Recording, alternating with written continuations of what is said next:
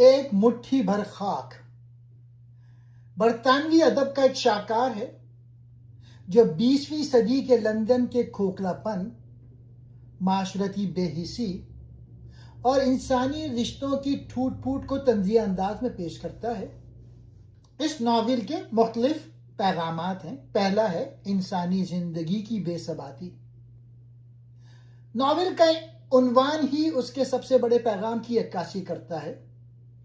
یہ T S Eliot کی نظم سے لیا گیا ہے، جس کا مطلب ہے کہ انسان جس مادی دنیا پر فخر کرتا ہے وہ آخر کار مٹی کے ایک ڈھیر کے سوا کچھ نہیں۔ ٹونی، جو اس ناول کا ہیرو ہے، اپنی پوری زندگی اپنے خاندانی گھر کو بچانے میں لگا دیتا ہے، لیکن انجام کار اسے وہ گھر بھی چھوڑنا پڑتا ہے اور اپنی شناخت بھی۔ یہ ناول ہمیں یاد دلاتا ہے کہ مادی اشیاء اور انسانی غرور بہت جلد فنا ہونے والے ہیں۔ دوسرا موضوع، جدیدیت بمقابلہ روایات، ماڈرنٹی ورسز ٹریڈیشن۔ مصنف نے اس ناول کے ذریعے دکھایا ہے کہ کس طرح جدیدیت نے پرانی قدروں اور خاندانی نظام کو تباہ کر دیا ہے۔ ٹونی روایات کی علامت ہے جو وفاداری اور شرافت پر یقین رکھتا ہے، جبکہ اس کی بیوی جدیدیت کی علامت ہے جو صرف اپنی لذت اور مفاد دیکھتے ہیں۔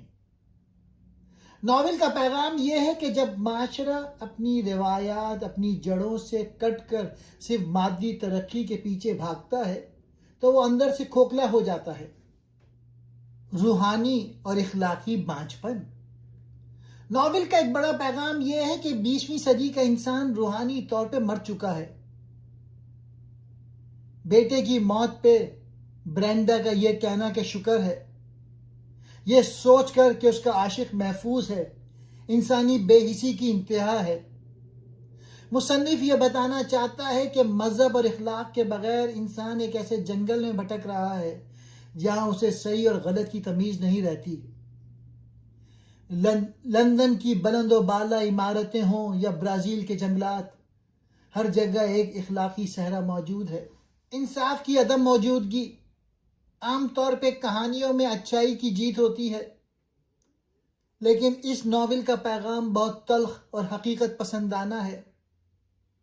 ٹونی ایک اچھا انسان ہونے کے باوجود انجام کار ایک وحشی کے پاس قید ہو جاتا ہے، جبکہ برینڈا کچھ مشکلات کے بعد دوبارہ کسی نہ کسی طرح اپنی زندگی ترتیب دے لیتی ہے۔ یہ اس بات کی طرف اشارہ ہے کہ دنیا ہمیشہ منصفانہ نہیں ہوتی اور اکثر نیک لوگ اپنی سادگی کی وجہ سے بے رحم دنیا کا شکار ہو جاتے ہیں۔ مادہ پرستی اور خود غرضی۔ ناول میں دکھایا گیا ہے کہ معاشرے کے لوگ دولت، شہرت اور عیش و آرام کے پیچھے بھاگ رہے ہیں۔ برینڈا اور اس کے دوستوں کی زندگی کا مقصد صرف تفریح، پارٹیاں اور معاشرتی مقام کو برقرار رکھنا ہے۔ یہ کردار اس بات کی علامت ہے کہ جدید انسان اپنی روحانی اور اخلاقی اقدار کو بھول کر صرف دنیاوی فائدے حاصل کرنا چاہتا ہے۔ مصنف یہ پیغام دیتے ہیں کہ جب انسان صرف مادہ پرستی کو مقصد بنا لیتا ہے تو اس کی زندگی بے معنی ہو جاتی ہے۔ محبت اور وفاداری کی حقیقت۔ ناول میں ٹونی ایک وفادار شوہر ہے جو اپنی بیوی سے سچی محبت کرتا ہے، لیکن اس کی بیوی برینڈا کی بے وفائی یہ ظاہر کرتی ہے کہ محبت ہمیشہ دو طرفہ نہیں ہوتی۔ مصنف یہ دکھانا چاہتے ہیں کہ محبت صرف جذبات کا نام نہیں بلکہ قربانی، وفاداری اور ذمہ داری کا تقاضا کرتی ہے۔ جب رشتوں میں ذمہ داری ختم ہو جاتی ہے تو محبت بھی ختم ہو جاتی ہے۔ ٹونی کا کردار اس بات کی مثال ہے کہ ایک اچھا انسان بھی کبھی کبھی معاشرے کی بے رحمی کا شکار ہو جاتا ہے۔ زندگی کی بے معنویت۔ ناول کا ایک اور اہم پیغام یہ ہے کہ اگر انسان اپنی زندگی کا کوئی واضح مقصد نہ رکھے تو اس کی زندگی بے معنی ہو جاتی ہے۔ برینڈا اور اس کے دوستوں کی زندگی بظاہر خوشحال ہے، لیکن وہ اندر سے خالی ہیں۔ وہ اپنی زندگی کو تفریح اور وقتی خوشیوں سے بھرنے کی کوشش کرتے ہیں، لیکن انہیں حقیقی سکون حاصل نہیں ہوتا۔ مصنف یہ بتانا چاہتے ہیں کہ حقیقی خوشی صرف اخلاقی اصولوں، محبت اور خاندانی تعلقات میں موجود ہوتی ہے۔ مذہبی اور اخلاقی نقطۂ نظر۔ اگر اس ناول کو مذہبی یا اخلاقی نقطۂ نظر سے دیکھا جائے تو یہ واضح ہوتا ہے کہ جب انسان خدا، اخلاق اور ذمہ داری کے اصولوں کو چھوڑ دیتا ہے تو اس کی زندگی میں انتشار پیدا ہو جاتا ہے۔ ناول کا پیغام یہ بھی ہے کہ انسان کو اپنی خواہشات پر قابو رکھنا چاہیے اور رشتوں کی قدر کرنی چاہیے، ورنہ وہ نہ صرف دوسروں کو نقصان پہنچاتا ہے بلکہ اپنی زندگی کو بھی تباہ کر دیتا ہے۔ اب میں اس ناول کی کہانی سناتا ہوں۔ ایک مٹھی بھر خاک، یہ ایولین کا ایک مشہور ناول ہے جو 1934 میں شائع ہوا۔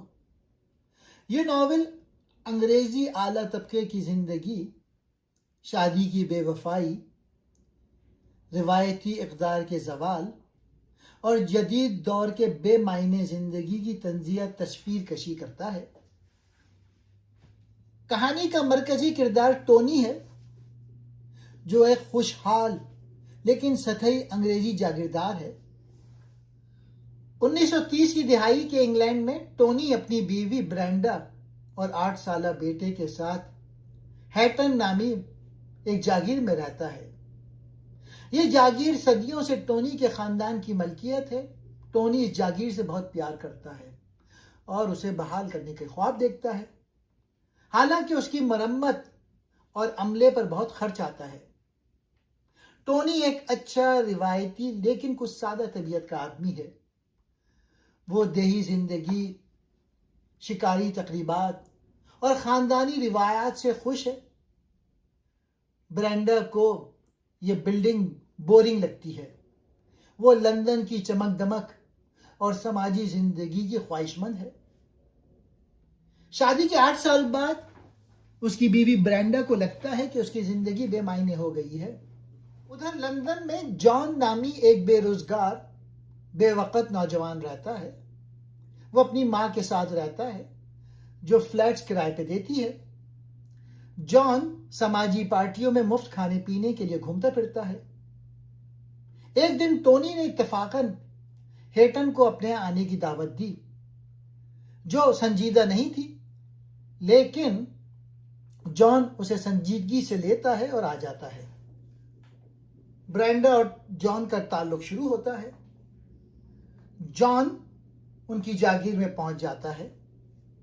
ٹونی اس سے بچنے کی کوشش کرتا ہے، لیکن برینڈا، جو کہ ٹونی کی بیوی ہے، جان کی طرف توجہ رکھتی ہے۔ حیران کن طور پہ برینڈا کو جان میں کشش محسوس ہوتی ہے، حالانکہ جان ایک بورنگ اور بے معنی آدمی ہے۔ وہ دونوں ایک دوسرے کے ساتھ تعلق شروع کر دیتے ہیں۔ برینڈا ہفتے میں لندن جانے لگتی ہے۔ وہ جان کی ماں سے ایک چھوٹا سا فلیٹ کرائے پہ لیتی ہے اور اپنے شوہر ٹونی سے پیسے مانگتی ہے۔